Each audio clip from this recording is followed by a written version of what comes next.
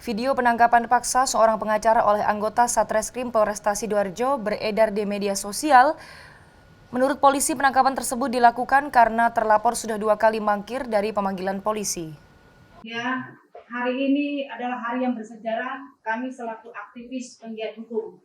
Karena tadi pada pukul 7 pada tanggal 18 Januari 2021 telah terjadi suatu penangkapan yang melalui prosedural dengan cara arogansi atau dengan cara intimidasi. Dengan begitu banyaknya penangkapan yang dilakukan adalah 10 penyidik dari Polres Sidoarjo.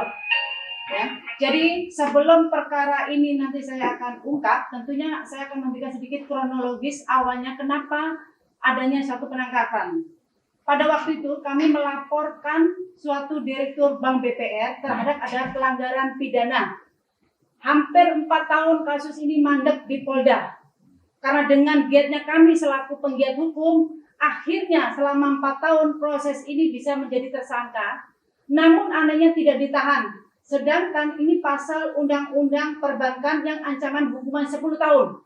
Ini yang membuat kami selaku masyarakat menjadi heran kenapa tidak ada kewenangan polisi untuk menahan. Tetapi waktu itu kami cukup apresiasi karena tidak semua penyidik itu yang bermental rusak ya, karena ada penyidik yang masih berjuang kepada kami. Lalu lantas perkara ini dilanjut di Kejaksaan Tinggi.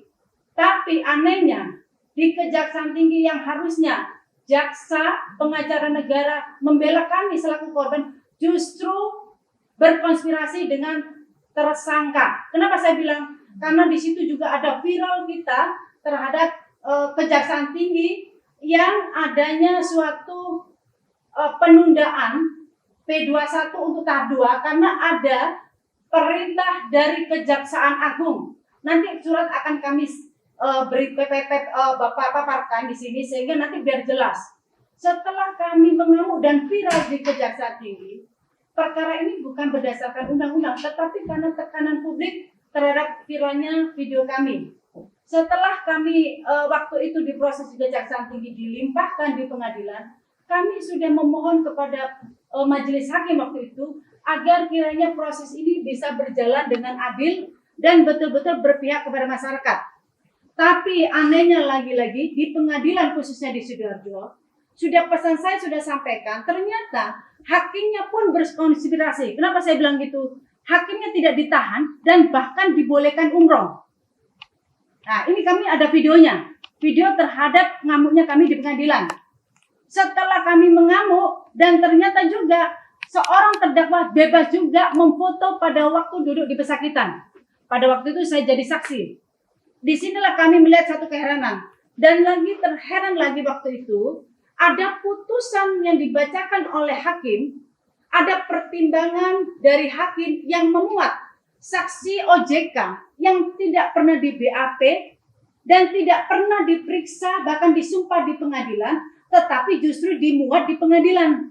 Disinilah hakim menyeluruhkan saksi OJK.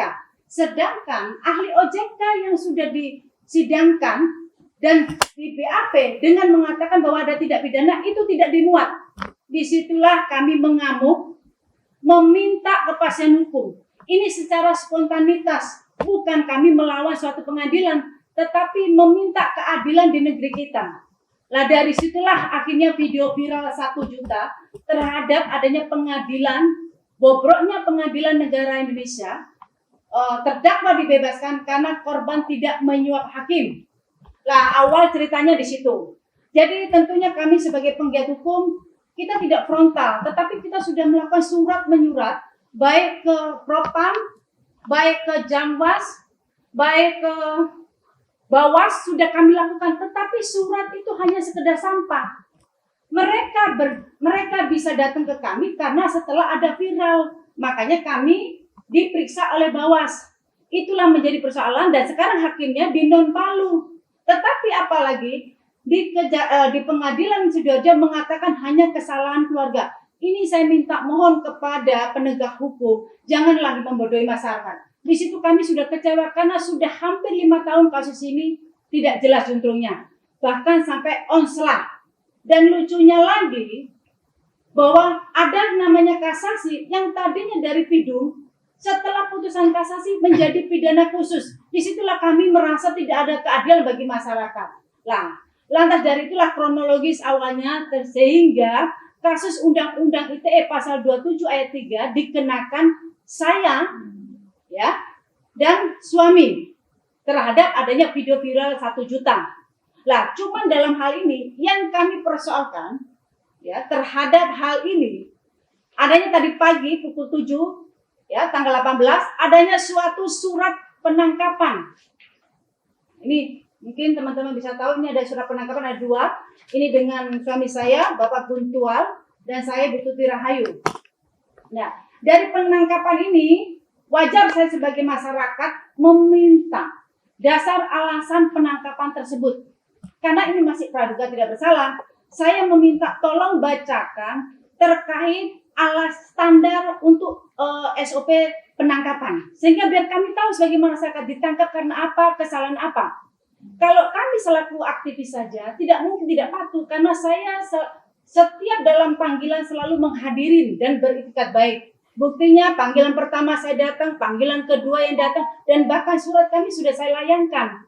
Tetapi panggilan kedua, tadi di situ ada keramaian dengan adanya 10, mohon maaf, ini lagi dalam masa pandemik. Masa pandemik yang tentunya penegak hukum harus patuh juga terhadap prokes. Tadi datang ke rumah saya dengan 10 orang dengan arogan, mengborgol. Ingat bahwa kami bukanlah seorang penjahat, bukan seorang koruptor. Tetapi kami membela suatu kebenaran atas kriminalisasi yang dilakukan para hakim khususnya di Pengadilan Sidoarjo. Ini bentuk refleks sebagai masyarakat untuk mencari keadilan. Tetapi nyatanya faktanya saya dilaporkan oleh Ketua Pengadilan Sidoarjo menggunakan surat tugas pegawainya yang bernama Jitu. Itu yang pernah saya tanyakan terkait korban, tapi tidak pernah dijawab oleh penyidik. Nah, untuk itu terhadap surat penangkapan tadi setelah kami dilakukan upaya paksa dengan kriminalisasi, saya kenapa kriminalisasi? Karena ini bentuk intimidasi semacam teror, semacam adanya satu kekerasan. Karena dia memasuki pekarangan saya. Tentunya walaupun penegak hukum dia harus patuh dengan hukum. Tentunya dengan apa? Melapor ke RT, melapor ke setempat, tapi tidak ada. Dan ini sudah sangat mempermalukan kami dan melanggar suatu namanya hak asasi manusia. Kenapa saya bilang sebegitu? Karena setelah saya bilang saya akan hadir dan senang kasus ini bisa dilimpah. Karena itu saya tunggu biar kita ungkap di pengadilan. Apa nyatanya setelah saya di kepolisian dengan penyidik, saya katakan, saya tadi juga berdebat pada waktu proses di kepolisian terhadap surat penangkapan, tolong tunjukkan panggilan kedua saya. Di situ dia mengatakan, Ibu sudah dipanggil bulan Juli tahun 2020 melalui pos. Saya bilang, kalau melalui pos, tolong tunjukkan, jangan takut. Karena waktu itu penyidik tidak pernah membuka, takut. Dasarnya apa? Kalau memang melalui pos, kalau tidak sampai, tentunya biar saya klarifikasi kantor pos mana di Sidoarjo. Tapi penyidik bilang, nggak perlu itu.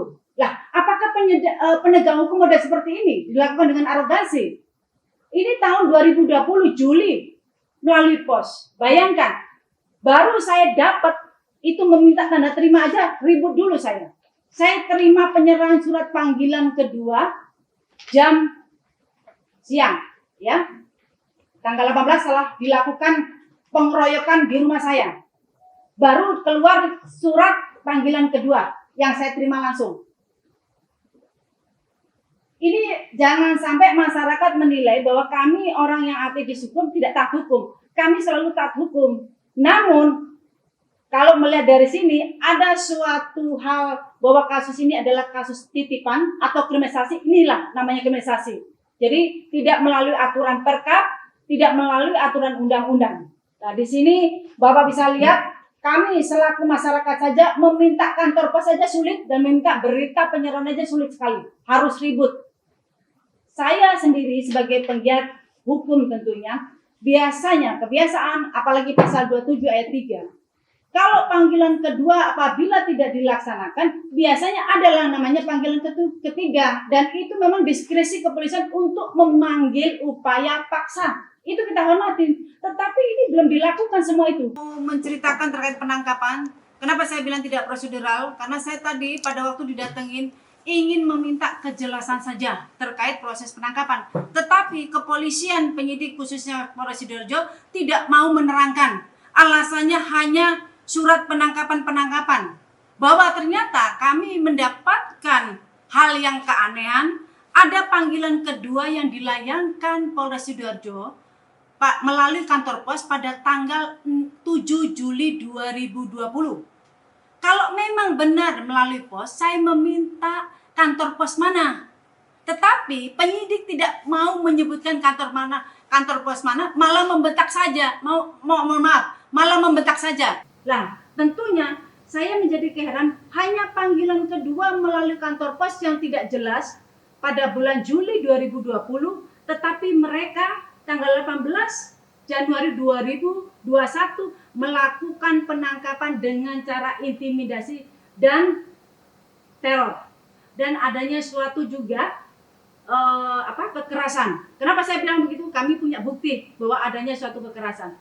Ya, jadi terhadap penangkapan ini tentunya kami melakukan upaya, ya, baik upaya hukum melalui pra-peradilan terhadap tersangka kami, dan yang kedua kami akan menanyakan terhadap rekomendasi dari Komponas baik Mabes yang mengatakan bahwa kami segera ditangkap.